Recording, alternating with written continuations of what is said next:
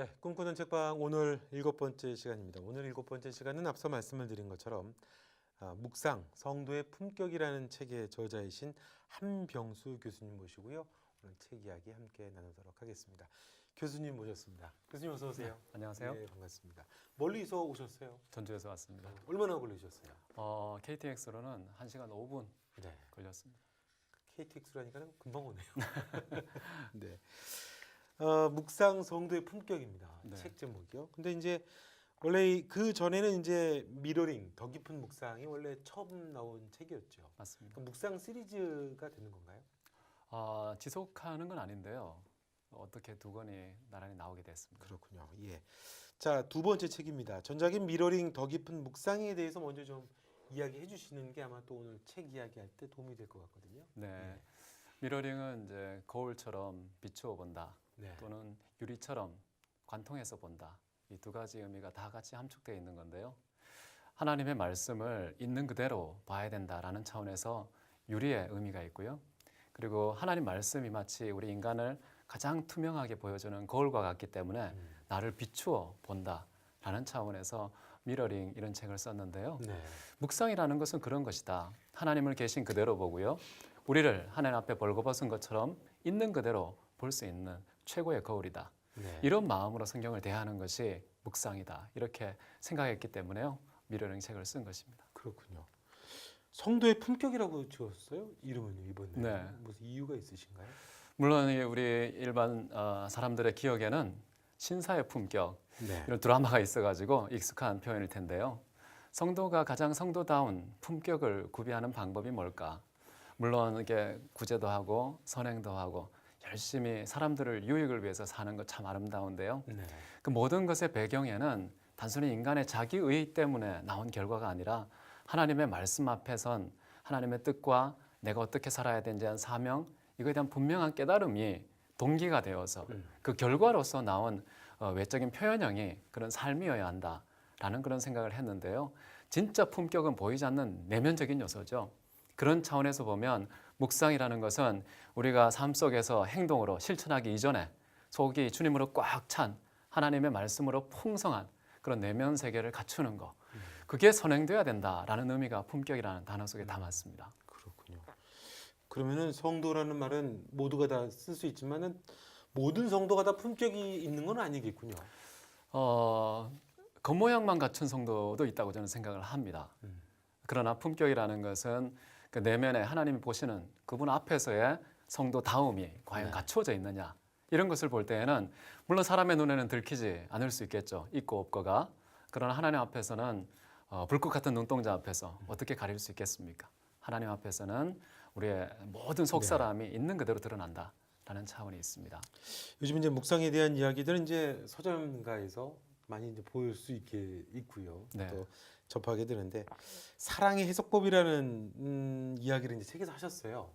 사실은 조금 좀 낯선 감이 있습니다. 성서를 어떻게 해석하는 것이냐에 관해서는 일반 성도들도 조금 이제 듣기는 하지만 네. 사랑의 해석법 간단하게 좀 소개를 좀 해주시면 좋겠어요. 네, 이게 너무 좀 말랑말랑한 표현일 수 있겠는데요. 네. 해석학 딱 그러면 벌써 학문적인 냄새가 풀풀 그렇죠. 나는데요. 예. 근데 사랑이라는 말은 좀 마치 학문성과 등짝을 맞대고 결별한다는 느낌이 들 정도로 감성적인 요소가 강조되어 있는데요. 진짜 해석학이라는 것은 어떤 인문학적인 작업에서 멈추는 것이 아니라는 의미를 말하고자 한 것입니다. 인문학적인 기초 준비가 불필요하다 이런 의미가 아니고요. 그것은 기본적으로 해야 되겠지만 그게 마치 해석의 종착지 내지는 마침표인 것처럼 다 했다라고 만족하지 말자는 것이죠. 왜냐하면 이 성경이라는 것은 하나님과 우리 사이에 관계성을 이어주는 브릿지 역할을 하는데요. 네. 정말 그분과 우리 사이의 관계는 해석의 관계인가 아니면 사랑의 관계인가, 그 관계가 해석의 방법도 좌우한다라고 봤을 때 하나님과 우리 사이의 어떤 관계를 사랑으로 묶을 수 있다면 그분을 해석하는 그 성경 읽기도 사랑이 없이는 안 된다. 여기 강조된 그런 해석학이라고 할 수 있습니다. 그러니까 성경에 나와 있는 텍스트들을 그냥 문자적으로만 볼 거냐, 아니면은 뭐 어떤 해석을 바탕으로 해서 논리적으로 볼 거냐, 아니면은 사랑의 마음으로 하나님이 우리를 사랑하는 것, 또 우리가 하나님을 사랑하는 마음으로 텍스트를 해석할 거죠. 뭐 그런 의미인 건가요? 맞습니다. 그러니까 우리가 주로 해석을 할 때 가장 많이 사용하는 것은 원인과 결과, 네. 이런 인과율이 딱 맞아떨어지면 아하, 이해했어 라는 그 해석에 도달했다고 생각하는 그런 게 있고요. 네. 또 하나는 인간의 또 보편 경험 세계라고 할 수 있는 상식, 그 상식이 통하면 그것이 또 이제 이해됐다라고 하기도 쉽고요. 그다음에 논리적으로 1 플러스 1은 2다라는 그런 것에 담겨진 내용을 또 이해했다라고 말할 수 있는데, 정말 논리와 상식과 또 기본적인 그런 인문학적 툴을 통해서 담아낼 수 있는 의미의 영역이 어디까지일까? 가만히 보면요, 대단히 빈약해요. 네. 그러나 사랑이라는 그릇에 담을 수 있는 의미라는 것은요, 제한이 없습니다. 하나님께서 우리에게 당신의 뜻을 전달할 때 가장 크고 가장 높고 가장 길고 가장 넓은 그런 뜻을 담고자 했을 때 쓰신 방법, 사랑이었다. 네. 그럼 우리가 주님의 접근법에 맞도록 우리도 성경에 다가갈 때 주님과 똑같은 사랑의 접근법을 취하면 가장 정확한, 가장 풍부한 해석에 도달한다. 이런 것이죠. 네. 그 성경을 읽을 때 이제 우리가 그런 얘기를 사실 이제 많이 듣거든요. 1.1획도 변함이 없다. 네. 그러다 보니까 이제 성경을 읽을 때 문자적으로 우리가 사실 좀 이제 굉장히 집착도 하게 되고 문자주의로 해석을 하게 되고, 그러다 보니까 목사님 말씀해 주신 것처럼 이거를 어떤 해석할 때 있어서 사랑이라고 하는, 그러다 보니까 이게 어떻게 보게 되면 주관적인 감성에 너무 의지하게 되면 우리가 생각할 때는 성경은 정말 글자 하나도 이렇게 토를 바꿔서는 안 되는 건데 네. 좀 경계가 좀 애매하고 어려워지는 거 아니냐, 그런 네네. 생각도 할 수 있을 것 같거든요. 아주 중요한 지적인데요. 너무 사랑만 강조하다 보면 도대체 우리가 어디까지 텍스트로부터 네. 자유로울 수 있느냐. 너무 이렇게 감성에 가다 보면은 객관적인 텍스트, 하나님과 우리가 소통할 수 있는 가장 중요한 텍스트에 접지하지 않고 발이 붕붕 떠서 마치 구름 위를 다니는 해석가 될 수 있거든요. 그렇죠. 그래서 그것을 방지하기 위해서 성경에는 분명히 1.1획도 가감할 수 없다. 하나님의 모든 계명 반드시 성취된다. 라고 했기 때문에요. 네. 가능하면 성경의 텍스트 안에 머무는 게 가장 좋습니다. 가장 좋지만 그럼에도 불구하고 거기에 완전히 매이고 갇히는 방식으로 해석해버리면 문자는 죽이는 그런 도구가 될 수 있고요. 네. 그러나 사랑이라는 것은 그 문자를 단순히 버리는 방식이 아니라요, 취하되 본래의 저자의 의도를 최대한 살려서 취하는 그런 방법이고, 그 문자가 살아나는 그런 영으로 변하는 가장 유용한 방식이 사랑이기 때문에요, 포기하거나 버리거나 배제하는 그런 방식이 아니고 취하되 하나님께서 의도하신 최고의 그 경지에 도달하는 방식으로 그걸 취한다 했을 때 사랑을 제시하는 것 같아요. 네. 그래서 대립항이 아니고요, 서로 보완하면서 이걸 완성하는 성격이 더 있다, 이렇게 볼 수 있겠습니다. 네. 우리는 뭐 이거면 이거, 저거면 저거, 그렇게 좀 이분법적으로 사고하는 걸 좋아하니까 네네. 사랑이면 사랑으로 가든가 문자면 문자로 가든가 좀 그런 경향이 있어서 그러는 걸까요? 글쎄 더 깊은 묵상을 지향하는 거는 맞지만 이제 글쎄 저도 사실은 책을 읽으면서 좀 편견이 있었어요. 묵상 그러면 이제 큐티도 포함을 해서 그냥 개인이 느끼는 어떤 자기 신앙의 깊은 생각, 사색, 그렇게 생각을 했다가 쉬운 것만은 아니다, 책이. 좀 그런 생각이 들었거든요. 일반 독자들 입장에서는 좀 미러링 묵상법이라고 하는 게 좀 어려운 거 아닐까? 그런 생각도 좀 들었어요. 저도 우려했습니다. 집필할 때. 우려하셨습니까? 네, 역시 예리한 눈을 갖고 계시다고 생각되는데요. 사실 써보고 나니까요, 이게 도대체 어떻게 일반 성도님들에게 성경 읽기에 유익을 주는 구체적인 네. 유용성이 있을까, 이제 그런 생각을 했는데요.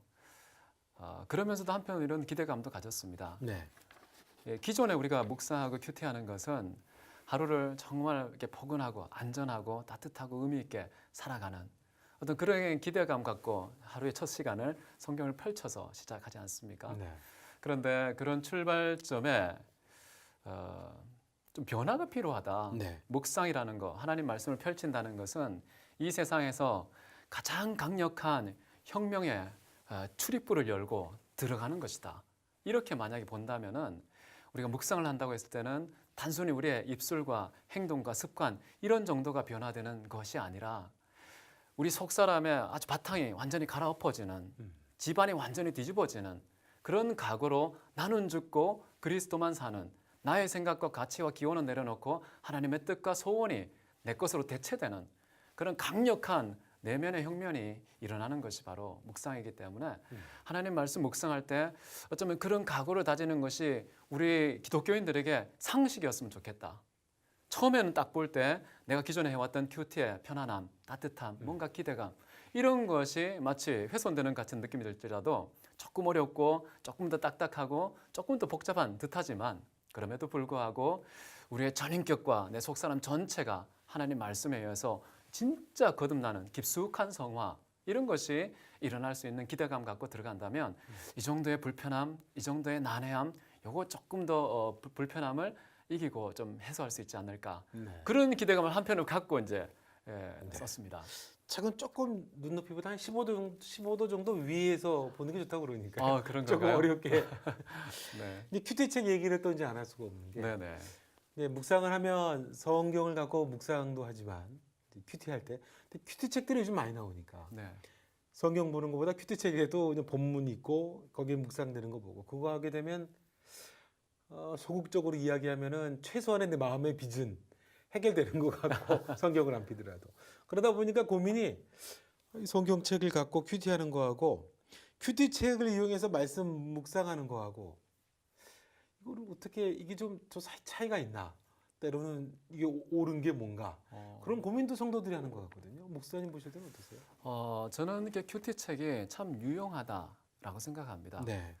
기존에 큐티가 해왔던 참으로 풍성하고 많은 열매 가장 중요한 것이 있다면 네. 성도들과 말씀을 가까이 하는 그것도 당일치기 계속해서 하루에 일용할 양식을 구하는 그런 이렇게 신앙의 감각을 길러주는 아주 중요한 기여를 했다고 보고요. 그리고 성경이 낯설었던 분들이 늘 이렇게 정해진 분량 거기에 대한 따뜻하고 친절한 설명 곁들여서 함께 읽을 수 있으니까 내가 힘들어도 주변의 도움을 받아서 하나님을 말씀을 더 이해할 수 있는 그런 도움을 주었다고 생각합니다. 그러나 그럼에도 불구하고 조금 두 가지의 우려가 있다면요. 첫 번째, 큐티를 사실은 하나님 말씀과 내가 인격적인 맨살이 부딪혀서 직접 하나님과의 만남이 이루어지는 그런 현장이 큐티여야 하는데 우리도 모르게 이 말씀을 읽었는데 해석이 잘 안 되니까 얼른 이렇게 해석으로 돌아갑니다. 남이 설명해 준 그 설명에 눈길이 먼저 쏠려서 하나님 말씀과 직접 씨름해보고 내가 막 코피도 터져보고 내가 엎어지기도 하는 끊임없는 이렇게 몸부림이 없이 생략된 채 바로 설명으로 들어가니까 우리 신앙이 좀 말랑말랑해진다. 야성이 길러지지 않는다. 주님과 직접 만남을 통해서 오는 확신, 강함 이런 것이 좀 간접화되는 현상이 있다고 생각하고요. 두 번째는 뭐냐 하면은 아무래도 이제 하루치 모든 걸 다 볼 수는 없잖아요. 시간도 제한돼 있어서 하루치의 분량을 떼서 읽다 보니까 이 성경이 원래 쓰여질 때는 챕터도 없었고 절도 없었는데 그러나 이게 오늘날에 장절도 생기고 그걸 끊어서 읽는 것이 습관화되어 있는데 그러다 보니까 성경의 조각화 현상이 있다는 거예요. 그래서 한 권을 보더라도 처음부터 마침표 끝까지 쫙 다 읽고 성경 한 권이 뭘 말하는지에 대한 좀 통전적인 이해, 전체와 숲을 보는 그런 안목이 자꾸만 퇴화되는 그런 우려가 있습니다. 그래서 그 두 가지를 좀 극복하는 묵상 방안이 필요하다라는 그런 마음을 갖고 있고요. 네. 큐티 자체가 나쁘다. 절대 터부시해서는 안 된다고 생각하고요. 또 그것을 통해서 유익을 얻는 성도들이 굉장히 많기 때문에 그분들이 그런 차원에서 얻는 그 정도의 유익 계속해서 지속해서 누려야 된다 이렇게 생각하고 있습니다. 네. 그러니까 이제 단어 하나에 이제 예전에 뭐 심할 때는 주님 제가 이거를 결정을 해야 되는데 뭘 할까요? 성경 펴 보고서 그 한 구절 찝어가지고 그걸 적용을 하고 뭐 그런 때도 있었지만 네. 전체적으로 성경을 보는 것에 있어서는 한국 성도들이 조금 약한 거는 근데 이제 어려운 거는 일반 성도들 입장에서는 네. 신약이야 사실 신약도 마찬가지거든요. 그러니까 당시에 이스라엘의 어떤 이제 문화적인 배경도 조금 알아야 되고 시대상도 조금 알아야 되고 또 역사도 조금 이제 알아야 되고 근데 그 구약에 가면 더 하게 되고 그러니까 목사님 말씀대로 통전적으로 성경을 읽으려고 하다 보면 모르는 게 너무 많고 이 상황에서 이분이 얘기한 의도에 관해서 알기가 너무 어려우니까 상대적으로 자꾸 조금 이제 멀어지게 되고 그냥 쉽게 구 하나 네. 절 하나에 집착을 하게 되고 그러면서 성도들의 그 묵상이라고 하는 게 감성적으로 좀 이렇게 흘러가는 게 아닌가 싶네요. 네. 예. 잘 보셨다고 생각되고요. 정말 전체에서 얻는 유익에 대한 기대감이 시간이 흐를수록 스스로는 해결할 수 없으니까 그럼 내 선에서 해결할 수 있는 그런 유익만 골라보자라고 네. 한 것이 이제 마음의 위안. 하루에 내가 하나님 말씀 안 보고 지나갈 수 없지라는 그런 일정 자책감을 털 수 있는 그런 차원의 큐티 네. 이런 것들을 하는 것이 우리에게 있고, 또 하나는 이제 내가 이제 오늘 살 때 어떻게 살면 될까요? 삶의 처세술 이 코드로 이렇게 성경 묵상할 때 책을 펼치는 현상이 있는 것 같아요. 네. 네. 그러나 가능하면 이렇게 목회자나 지역교회 지도자들을 통해서 자꾸만 숲을 보고 좀 더 풍성한 의미를 읽을 수 있도록 끊임없이 가르치고 배우는 그런 일이 교회 안에서 있어야 된다라는 생각이 듭니다. 그럼 개인이 그렇게 묵상을 할 때도 그런 배경에 대한 것을 알려면, 맥락을 알려면 어떻든 보조적인 여러 가지 성경 관련 서적들도 좀 많이 읽어봐야 될 필요가 있는 건가요? 그러면? 동의합니다. 그래도 역시 많이 읽어야 되는군요.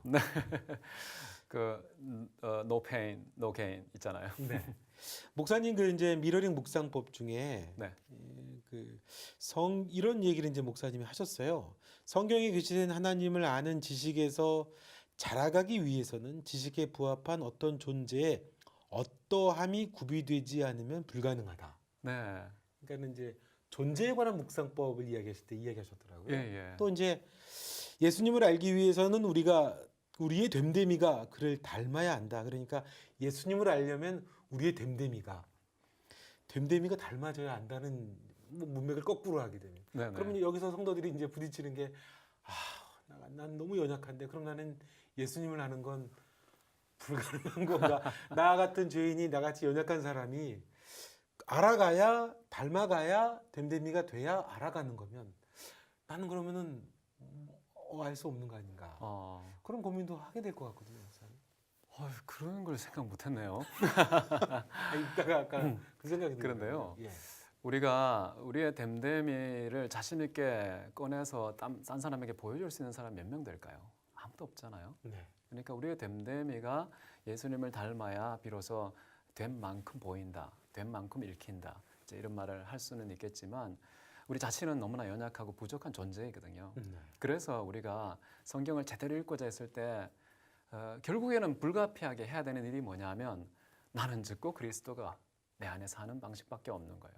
됨됨이가 나의 어떤 진짜 나의 자아를 개선시켜서 됨됨이를 높이는 방식이 아니고요. 죽는 것밖에 없거든요. 그래서 내가 죽고 그리스도 예수가 살아서 정말 됨됨이의 영적 교체 현상이 일어나서 주님이 내 안에 됨됨이를 주장하실 때 그때 성경을 펼치면 성경의 저자이시고 최고의 해석자이신 주님이 당신의 성정을 따라서 내 눈을 열어 보게 하시는 그런 의미가 있다고 보거든요. 네. 그러니까 우리는 각각 저마다 됨됨이의 편차가 심각하고 심각하죠. 그 심각할지라도 도토리 키재기밖에 안 된다는 거예요. 주님 앞에서. 그렇기 때문에 우리는 너무 좀 더 잘났다, 좀 더 못났다는 그런 상대적인 비교가 아니라요. 우린 다 죽어야 된다. 그리스도 예수께서 우리 안에 거하셔서 당신의 관점, 당신의 목적, 당신의 시선으로 당신의 거룩함과 의로움과 진실함과 선하심을 따라 눈을 열어 보게 하실 때 그때 읽혀요. 그러니까 우리는 겸손하면 되는 거예요. 겸손한데 힘들지 않아요. 나를 내려놓는 거 공부 많이 했다고 잘 내려놓는 사람은 아니거든요. 그러니까 차별 없이 하나님 앞에 말씀을 제대로 볼 수 있는 그 가능성이 열려 있다 오히려. 그래서 나의 인간적인 됨됨이를 따지면 큰 편차가 있을 수 있겠지만 우리는 다 똑같고 하나님이 우리를 교체해 주셔야 됨됨이가 확보되고 그 됨됨이로 비로소 하나님을 알고 성경을 읽히는 그런 수순을 생각하면요. 너무 우리가 불가능하다 이렇게 낙담할 필요는 없을 것 같습니다. 하나 더 그럼 여쭤봐도 되나요, 네. 목사님? 이제 그 말씀해 주신 것처럼 그럼 이제 삭개오가 네. 처음부터 이제 내가 예수님이라는 분을 좀 들어봤는데 이제 내 재산의 7배를 갚을 거고 네. 내가 불이하게 취득한 거 다 나눠줄 거고 이제 그런 마음으로 뽕나무로 올라갔었던 건 아니지 않았을까?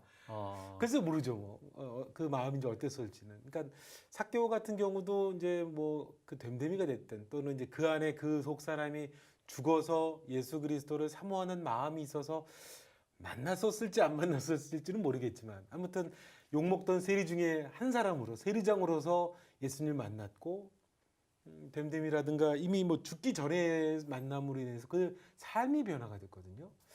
그렇게 보게 되면은 내가 그렇게 약하다 할지라도 악하다 할지라도 네.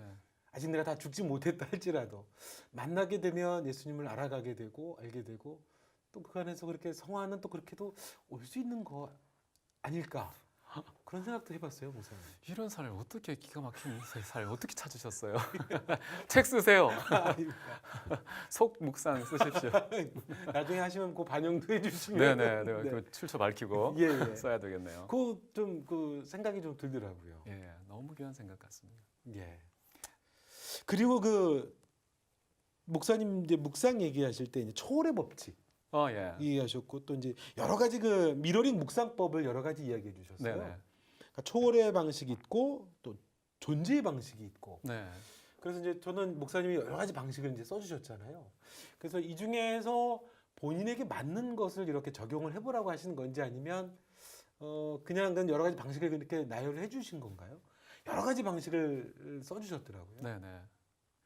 저는 다 필요하다고 판단해서 했던 거고요. 네. 그러나 그것이 동시에 우리 독자 각 사람에게 이것이 정말 적합해서 바로바로 수용이 되고 그것이 유익을 다 얻을 수 있다. 네. 이렇게 보지는 않습니다. 그때그때 때에 따라서 상황과 어떤 상황, 신분에 따라서 각자가 먼저 우리에게 유익을 주는 그런 방법들이 다를 텐데요. 어떤 사람은 정말 이렇게 현실이 답답해서 도무지 이 세상에는 숨통이 콱 막혀서 네. 살 수 없다. 네. 절망적이다.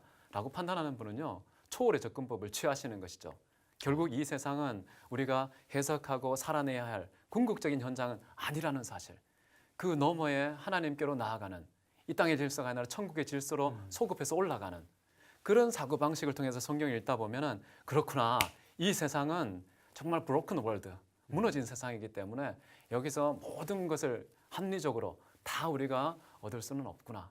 그래서 때때로 이렇게 경제적으로 어렵고 건강이 무너지고 관계가 깨지고 도무지 좌우사방이 아무것도 보이지 않는 그 답답한 현실에 계신 분들은 네. 초월법을 통해서 성경 읽는 것이죠. 성경 읽으면서 단순히 이 세상 이야기를 성경이 하고 있지만 그러나 이것이 주어가 하나님이라는 사실에 의해서 이 모든 의미가 주어이신 그분의 의미가 배어 있어서 무한하고 불변하시고 전능하신 그런 분의 의미가 이 속에 담겨 있으니까 단순히 이렇게 우리에게 눈높이 맞춰주신 그런 표현법은 우리가 감사한 마음으로 받되 의미를 따라서는 하나님에게까지 소급해서 천국을 누리고요. 하나님을 아버지로 누리고요. 주님께 나중에 장차 가서 얼굴을 대면하게 되는 그 기대감과 소원을 더 강하게 가질 수 있겠죠. 절망에 있는 분들은. 그래서 신적인 속성으로 묵상하기다라고 하는 말씀을 예, 그런 써주신 것도 거군요. 예, 그런 것입니다. 예. 또 존재의 방식이라는 게 있더라고요. 그건 뭐 됨됨이로 묵상을 하는 예, 그 같은 것이었습니다. 그렇군요. 네. 자, 오늘 묵상 성도의 품격 한병수 교수님의 책을 여러분께 소개드렸는데 저희가 이제 목사님이다라고도 말씀드리고 교수님이다라고도 하셨거든요. 근데 전공을 어떤 걸 가르치고 계시나요? 저는 이제 역사 신학을 전공했습니다. 그러시군요. 예, 예. 특별히 시대를 따진다면 16, 17세기 네. 종교개혁과 그 후기 신학에 대해서 공부했습니다. 올해가 종교개혁 특별한 해인데 네, 예. 바쁘시겠네요. 네, 멍밭이 안 올라가고 있습니다. 속상합니다. 자녀들을 위한 말씀 묵상 훈련에도 아무래도 관심이 많으실 것 네. 같습니다. 어떤 식으로 가르치고 어떤 식으로 우리 아이들에게 환경을 만들어주는 게 참 좋다라고 보시는 건가요, 우리 목사님께서? 일단은 각 가정이 대단히 바쁜 시대이기 때문에 쉽지 않겠지만 가정 예배를 빨리 회복하는 게 필요하다. 가정 그런 예배. 생각이 들고요. 가정 예배 안에서 아이들이 묵상할 수 있도록 아직 아이들은 어리기 때문에 그 아이들을 가이드해주는 역할이 필요한데요. 예배라는 문맥 속에서 성경 묵상이 교육되는 것이 굉장히 중요하다 이렇게 생각합니다. 네. 그래서 저희 같은 경우에 시도했던 것들이 여러 가지가 있었는데요. 예를 들면 이제 아내가 이제 그 해당 본문에 대한 그림을 그려줍니다. 그림을 그려서 예배 시간에 아이들에게 나눠줘서 뭘 느끼니 이렇게 물어서 자기 생각을 그 그림을 언어로 번역하는 작업을 한번 해보는 것이죠. 그리고 그 본문을 읽고 제가 또 설교를 하면서 그 의미를 좀 더 전달해주고 네. 하는 그런 시도도 있었고요. 한 번은 이렇게 합니다. 그냥 성경 한 장을 챕터를 정해놓고요. 제가 처음부터 천천히 끝까지 읽습니다. 그리고 난 다음에 아이들한테 질문을 던집니다. 이 많은 구절들 중에 한 장 속에 있는 구절들 중에 머릿속에 지금도 의미로 남아있는 구절 얘기해보라고. 그러면 애들이 얘기를 해요. 혹시 암기까지 할 수 있는 친구. 그래서 2번을 읽어줍니다. 암기하면 이렇게 경합을 하거든요. 저희 자녀가 3명인데요. 첫째가 한번 암기를 합니다. 용돈을 걸고 하는 건가요? 당연하죠. 그게 맨입으로 되지가 않습니다. 당근이 있어야 되는군요. 네, 당근이 필요합니다. 둘째 녀석이 이제 암기하죠. 셋째 녀석이 암기하죠. 그 다음에 또 다시 첫째가 돌아왔을 때 못 암기하면 지는 거죠. 애들이 막 이렇게 경쟁심이 막 생겨서요. 물론 이게 아주 건강한 모습은 아니지만 동기부여 차원에서 그냥 일시적으로 네. 그렇게 말씀을 서로 암기하는 것이 좀 서로 이렇게 경쟁하는 이런 모습으로도 하나님 말씀을 들을 때 그냥 멍하니 듣지 않고요. 내게 무슨 의미가 있는지를 찾아내고 의미가 있다면 그것을 암기하는 이런 방식으로 말씀을 가까이 하도록 유도하는 네. 것은 어떨까? 네. 저희가 해봤더니 효과가 컸어요. 근데 그거는 이제 목사님은 이제 네. 역사 신학을 가르쳐 주셨고 더구나 네. 역사에 해박하시고 일반 성도들 같은 경우에는 야 그건 내가 더 궁금한데 부모님들은 그러니까 결국 부모님들도 공부해야 되고 네네. 노력을 해야 된다는 말씀인 건가요? 네, 그래서 이제 그렇게 도움을 주기 위한 보조적 자료가 있다면 네. 이제 가정 예배라는 책들이 많이 있습니다. 그런 책들 중에 아주 건강한 그런 책을 하나 골라서 함께 읽으면서 먼저 이렇게 부모님은 이렇게 묵상을 하고 아이들에게 정말 구체적인 적용점이 있다면 거기에 근거해서 하나씩 또 물려주면 아이들에게 말씀이 이런 것이 있구나, 내 삶과 이렇게 얽혀 있구나, 내 모든 일대기와 이 말씀이 분리될 수 없는 정말 필연적인 연합의 관계가 네. 있구나. 이런 것을 이제 가정 예배, 부모님을 통해서 이렇게 학습되고 이게 체화되면 이 아이들이 크면요 하나님 말씀의 사람 될 수밖에 없어요. 근데 이제 어머니들이나 이제 아버님들은 마땅한 답을 내가 해줄 자신이 없어서 네, 아이들에게 질문받는 걸 참 두려워하거든요. 맞습니다. 어떻게 해요? 그러면? 그러면 일단 질문을 이렇게 수집하는 것이죠. 수집한 다음에 지역교회 해당 교회 지도자님이나 아니면 또 인터넷이 발달됐기 때문에요. 조금만 검색해 보면 답이 네, 뜨고 네. 정말 제가 신뢰하는 멘토가 있을 거 아닙니까? 그 멘토에게 연락을 해서 계속해서 공급을 받을 필요가 네. 있어요. 아무튼 자녀하고 그런 시간을 갖는다라고 하는 게 중요하다는 네네. 말씀이군요. 그러면 이제 요즘은 이제 워낙 뭐 스마트폰이 됐든 워낙 또 빠른 시대고 그러다 보니까는 가만히 뭐 이렇게 가만히 있는 것 자체를 거부하는 시대인데 그러다 보니까 우리 크리스천들도 이제 묵상을 하고 큐티하고 이러는 것에서는 좀 예전 같지가 좀 않거든요. 네. 뭐 하고 싶고 보고 싶고 가고 싶은 데가 워낙 많으니까요. 네. 우리 크리스천들을 위해서도 좀 묵상에 관해서 묵상법에 관해서 어떻게 하면 좀 크리스천들이 더 효과적으로 묵상을 하고 할 수 있는지 그런 것도 좀 조언을 좀 해주시면 어떨까요? 네. 지금 워낙에 시간이 바쁘게 돌아가는 그런 시대에 우리도 모르게 묻혀 있어서 문화적인 희생물이 되고 있다고 생각하는데요. 네.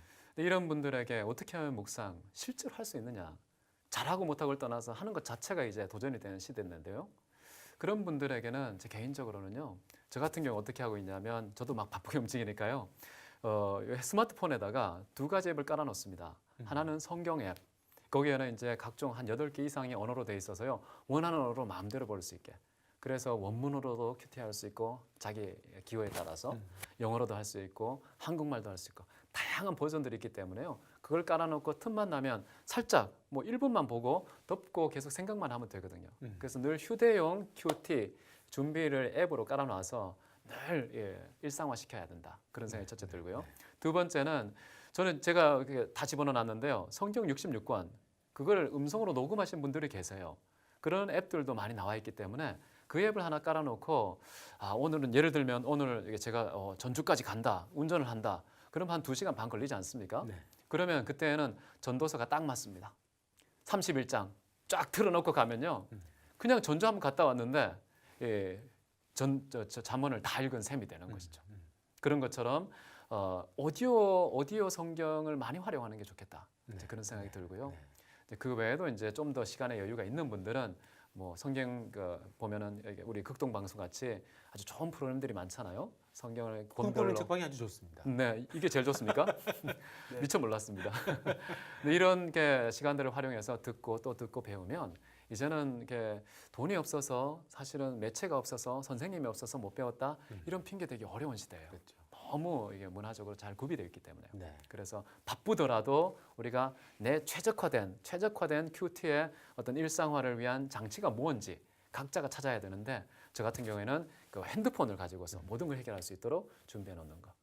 네. 이걸 저는 그냥 모든 사람이 적용될 수 있는 부분이 아닌가 싶습니다. 그럼 뭐 새로운 미디어는 적극적으로 활용할 필요가 있다는 말씀이군요. 그럼요. 네. 뭐 팁을 하나 좀 드리면 페이스북에 극동방송의 하루살이가 있습니다. 매일 아침마다 큐티를 하실 수 있는데 우리 목사님 말씀해 주신 것처럼 하루살이 내용 보고 묵상하고 스마트폰도 없고 곰곰이 생각하시면 훌륭하겠네요. 네네. 저도 적극 권합니다. 알겠습니다. 하루살이를 검색하시면 되겠습니다. 하루살이 네. 화이팅입니다. 네. 꿈꾸는 책방 오늘 모신 분은요. 묵상 성도의 품격의 저자 한병수 목사님 모시고서 오늘 말씀을 나누고 있습니다. 묵상 그러면 조금 뭐 다 천편일률적으로 비슷하지 않나 생각하실 수 있을지 모르겠습니다만 책이 조금 깊습니다. 생각할 거리도 좀 많고요. 좀 그래서 이렇게 하나님과 같이 교제하고 하나님에 대해서 조금 더 한 번 더 생각할 수 있는 그런 생각거리를 더 많이 우리에게 제공하는 책이 아닌가 그런 생각이 들었습니다. 제목을 참 잘 정하셨어요, 목사님. 그런가요? 예, 제목이 너무 좋습니다. 성도의 품격. 예. 끝으로 하나 여쭤보고 싶은 건 저희가 늘 여쭤봅니다. 뭐 성경은 당연히 읽어야 되는 책이다 치고 우리 목사님께서 다른 분에게 책을 좀 추천해 주신다면 내 인생에 참 중요한 영향을 끼쳤던 책이 있다. 그런다면 어떤 책을 좀 소개해 주실 수 있을까요? 그런 질문 때때로 받을 때가 있는데요. 늘 제가 1순위로 말씀드리는 책은 아우구스티누스의 고백록, 네. Confessiones 이런 책이 있는데요. 그 책을 제가 좋아하고 추천하는 이유가 있다면 네. 그 책은 자기의 죄인됨, 그 죄인됨의 구체적인 삶에 나타난 죄악들 이런 것을 가감하지 않고 있는 그대로 고백하는 책입니다. 철저하게 자기를 부인하고 자기를 낮추고 자기를 있는 그대로 인정하는 책. 그게 바로 고백록이었는데요. 그 이전에는 이런 장르의 책이 없었어요. 역사적으로. 어거스틴은 자기가 얼마나 추한 자인지를 있는 그대로 드러내는 것이죠. 사실 자기 약점을 꺼낸다는 것은 어쩌면 논적들에게 공격의 빌미를 제공하는 그렇죠. 굉장히 위태로운 네. 그런 잘못된 발상일 수도 있는데 그걸 그대로 고백합니다. 문서화시켜서 후대 모든 사람들이 계속 볼 수 있도록 수천 년을 각오하고서 자기를 그대로 고백한 것이죠. 동시에 자기를 그렇게 낮추고 부인하고 죄인됨을 인정하는 괴인 중의 괴수처럼 그대로 고백하면서도 하나님 어떤 분이시냐, 그런 죄인을 살리시고 보호하시고 오늘의 나의 나됨을 이끌어 오셨다는 그 은혜를 드러내는 일종의 반대적인 장치로서 자기를 낮추는 것이죠. 그래서 약함을 자랑하고 죽음을 자랑하는 이런 사도 바울의 태도처럼 약한 곳에서 하나님의 강함을 경험하고 드러내고 선포하는 그런 증인의 삶을 참 잘 드러낸 책이다 네. 라는 생각에서요. 이 고백이라는 것은 자기에 대한 추악함을 철저하게 회개하는 동시에 하나님은 참으로 하나님다우시고 진짜 최고의 나의 주인이고 통치자고 창조자요 구원자다 라는 그 고백, 이 고백이라는 것을 사이에 두고서 자기의 추함, 하나님의 위대하심 이 두 가지를 동시에 담아낸 독특한 장르의 책, 이 고백록을 네. 저는 늘 반복해서 또 읽고요. 네. 많은 사람들에게 추천하는 책입니다. 그렇군요. 네. 고전이죠. 고전입니다. 고전이고 또 고전이 갖고 있는 강점은 수많은 시간 세기 동안에 그만큼 또 검증을 책이라고 하는 또 이제 장점이 있는 거니까요. 예. 맞습니다. 자, 오늘 여러분께 소개해드린 책 묵상 성도의 품격 책 저자이신 한병수 목사님 모시고요. 오늘 7번째 책으로 여러분께 소개를 해드렸습니다. 좋은 책 오늘 소개해 주셔서 고맙습니다, 교수님. 고맙습니다.